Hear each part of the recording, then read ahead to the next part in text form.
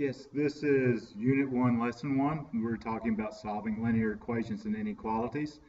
We're going to be doing this in class today, so you'll be able to see how to use the features. Okay, so we're going to start with this. Get your notes out and be ready to go. Once again, if you come across something as we're going through here, make a note out to the side, and then we can use it on the parking lot for your question, or you can just ask the question in class, whichever you prefer. Okay, so solving linear equations and inequalities. This is a review from Algebra 1. Okay, so the first example says they want you to solve x plus 2 equals 19. So the first thing we're going to do here is we're going to subtract 2 from both sides. So we have negative 2 and negative 2. So we're going to add those together. So this gives us the solution here, which is x equals 17. Okay, go to example 2. Okay, this says 2x is equal to 46. So the simple thing to do here is to use the multiplicative property of equality, which simply says that if you multiply both sides by the same number or divide by the same number, in this case the division property I guess would be a better name for it. So the division property of equality says if we divide both sides by 2, we get the answer in this case, which is x equals 23.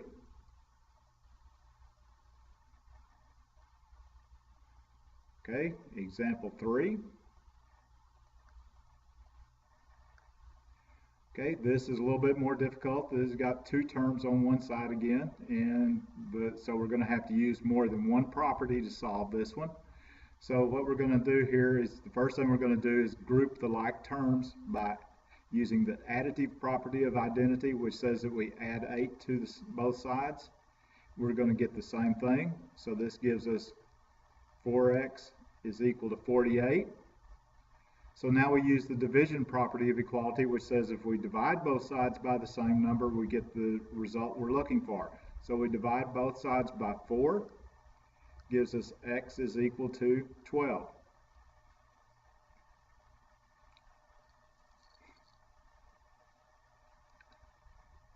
Okay, moving on to example 4.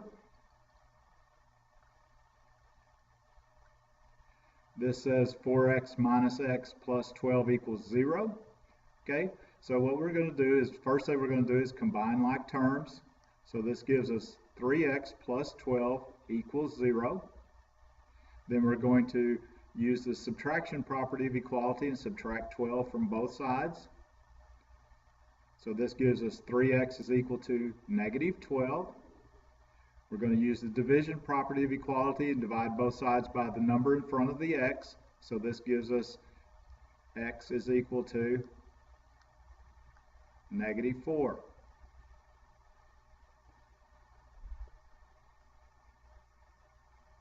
Okay, as you see, we're getting progressively a little bit more. All of these are things that you should have learned in Algebra 1 last year. Okay. Example 5 says 11h minus 7 equals 2h plus 11.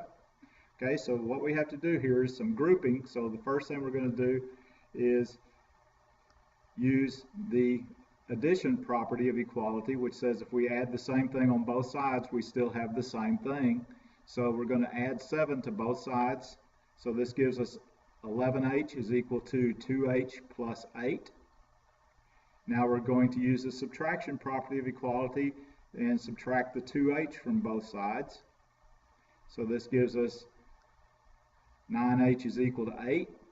And then when we solve by dividing by the number in front of the variable, which is 9, using the division property of equality, that gives us h is equal to 8 over 9. Okay. Generally, you do not want to turn it into a decimal, so you need to practice using fractions as best as possible. Okay, so example 6. This is going to get into the distributive property. So first thing we have to do here is take care of the distribution so that we can actually get this to work out the simplest way. So we're going to distribute the 4. So this gives us 4x minus 12 equals 8.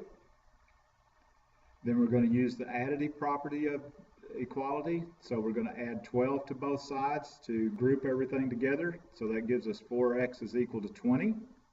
We're going to divide by the number in front of the variable, which is 4, using the division property of equality. So this gives us x is equal to 5.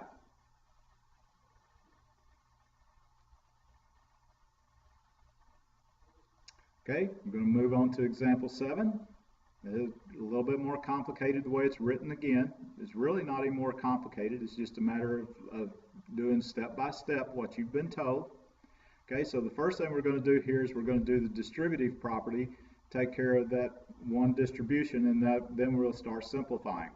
So the first thing we're going to do is to multiply by the negative 4 in front of the parentheses. So this gives us negative 3y minus 24y minus 8 equals y minus 9. Okay, so this gives us 27y minus 8 equals y minus 9. Then we're going to group it together by using the addition property of equality. So this gives us plus 27y on both sides, which results in negative 8 equals 28y minus 9. So now we're going to add the 9 to both sides using the addition property of equality again. So this gives us 1 is equal to 28 over 28y. So then we divide by the number in front of the variable using the division property of equality. So we have 1 over 28 is equal to y.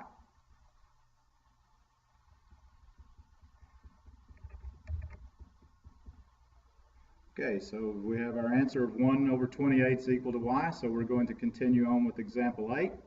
So now we have 1/6 in parentheses times g plus 1/3 equals 1/2 g minus 1.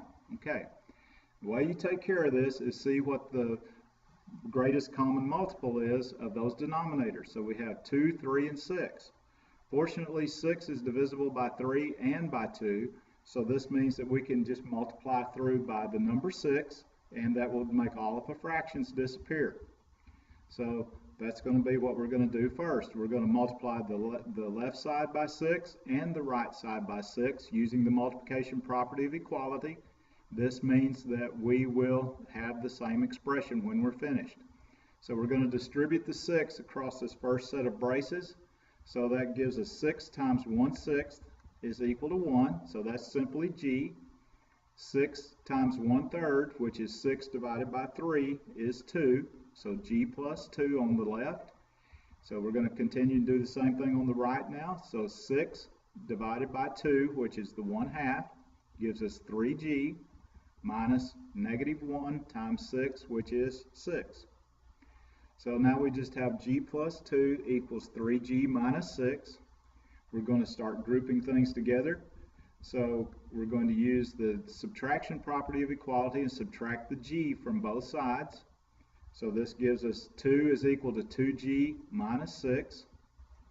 Now we're going to group the numbers. So we're going to use the addition property and add 6 to both sides.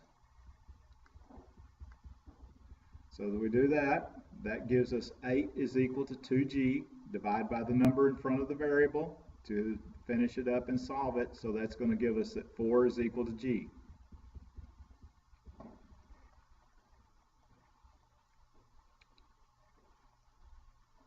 Okay, let's move on to example 9. The last two examples here are going to be of inequalities.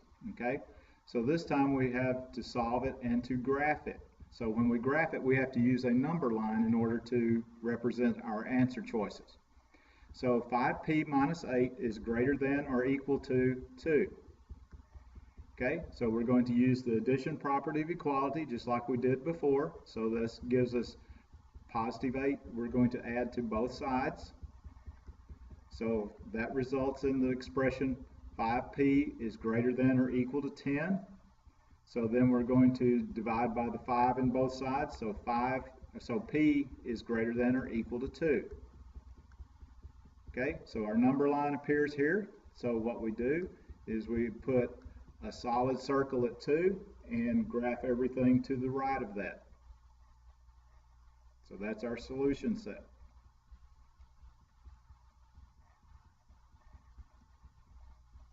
Okay, example 10.